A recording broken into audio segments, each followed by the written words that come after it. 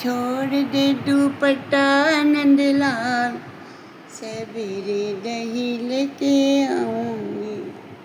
मेरा छोड़ दे दुपट्टा गोपाल, सवेरे दही लेके आऊंगी।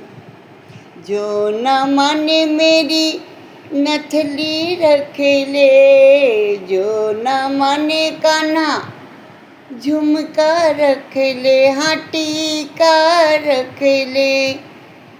ओ आमे हीरे जड़े हैं 1000, सवेरे दही लेके आऊंगी। मेरा छोड़ दे दुपट्टा नंदलाल, सवेरे दही लेके आऊंगी। सुखदेव जी कहते हैं कि हे राजन परीक्षित, भगवान की बाल लीला इतनी अद्भुत, इतनी सुंदर, इतनी आनंद देने वाली है कि सुनने वाले का रोम रोम रोमांचित हो जाता है, मन प्रफुल्लित हो जाता है, भगवान को पाने की इच्छा जागृत हो जाती है। इसलिए श्रीमद् भागवत पुराण का 10वां स्कंद बार बार पठन करना चाहिए, अध्ययन करना चाहिए, गुणन मनन करना चाहिए। परमात्मा जिसको अपनाते हैं उसके लिए तो सारा जगत ही अपना है। वो परमात्मा चोरी कैसे कर सकता है? अपरोक्ष अनुभूति के बाद शास्त्र का तो अस्तित्व ही नहीं रहता। जब ब्रह्म का साक्षात्कार हो जाता है तो क्या शास्त्र की विधि, ये सब कुछ जो है निरर्थक हो जाता है। तात्विक दृष्टि से देखा जाए तो ईश्वर का ही सब कुछ है।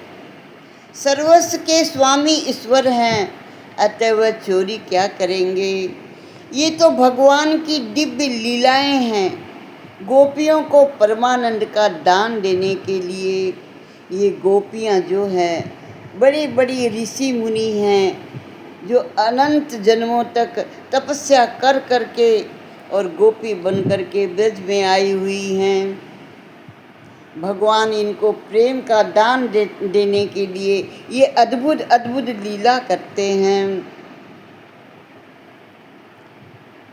प्रभु ने आयोजन किया, सारे ग्वाल बालों को इकट्ठा किया और आज उन्होंने चोर मंडल की स्थापना की और सब ग्वाल बालों से बोले कि मैं इस मंडली का अध्यक्ष हूँ। तुम सबका तो इतना ही काम है कि गोपियाँ दूध दही माखन लेकर घर से कब बाहर निकलती है, कौन से रास्ते से जाती है और कब वापस लौट कर आती है, ये सब बातें मेरे को बताओ आकर के। बाकी की सारी बातें मैं खुद संभाल लूँगा।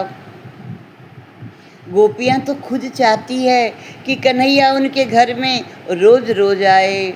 लाला की झलक पाने के लिए गोपियाँ किसी न किसी बहाने प्रातःकाल यशोदा के घर में पहुँच जाती है। गोपियाँ यशोदा से शिकायत करती है, अरे यशोदा माता, तुम्हारा लाला ना बहुत बिगड़ गया है। गाय धोने के समय होने से पहले ये बछड़ों को खोल देता है, बछड़े सारा दूध पी जाते हैं।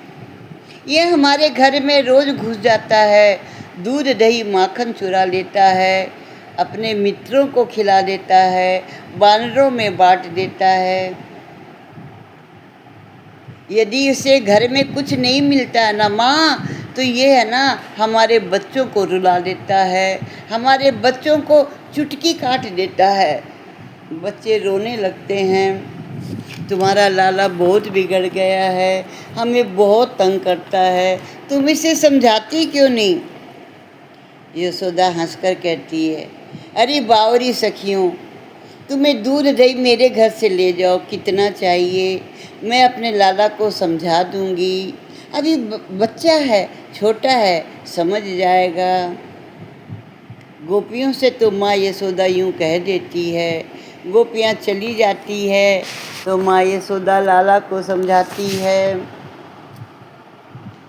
अरे माखन की चोरी छोड़ सावरा, मैं समझाऊं तो। रे माखन की चोरी छोड़ कन्हैया, मैं समझाऊं तो। नौलख गैया नंद बाबा के, नौलख गैया नंद बाबा के, नित नयो माखन हो कन्हैया, नित नयो माखन हो।